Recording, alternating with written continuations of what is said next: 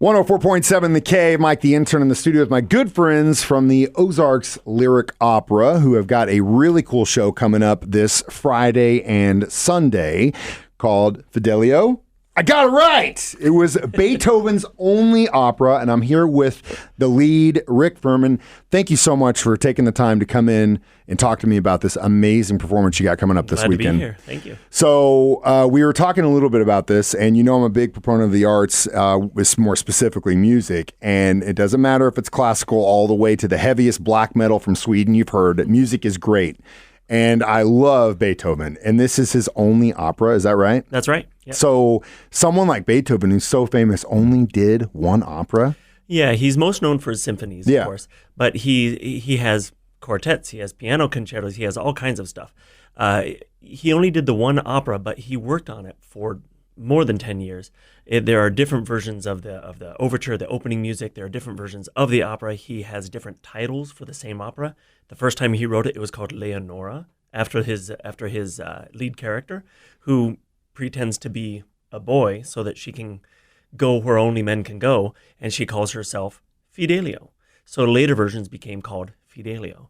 But he wrote so many different versions. So yes, it's his only opera, but it's kind of like several operas in one. That's really, really cool, and a really cool piece of history to see in person. Now, where do you guys do the Ozarks Lyric Opera at? It's at the Gillioz. Okay, so that'll be a lot of fun, especially in a venue like that, seriously. Such a cool space. Oh, God, it's a historical, and it sounds incredible in there, too. And obviously, the guys who run sound in there do a great job headline productions, so that'll be a lot of fun. Do you have, how big of a backing band do you guys have with this thing? It's about a 20-piece orchestra. Okay. I could be off by a little bit, but it's about 20, which, Beethoven is right on the cusp between what they call the classical period and the romantic period. In the classical period, that was pretty standard, about 20. He was the person who sort of really pushed the romantic movement. So often when you see a production of Fidelio, you might have a few more. You might have 30, 35 players. But in this version, we're doing about 20, and it gives it a little more of a classical sound as opposed to the romantic sound. Really cool stuff. And so, guys, if you're wanting to impress your ladies this weekend and you want some culture, Friday night, they got a really cool show at the Gillioz, Ozarks Lyric Opera. Where do people get tickets at? You can get them online. The way that I would prefer to go is just go to Ozarks Lyric Opera website.com.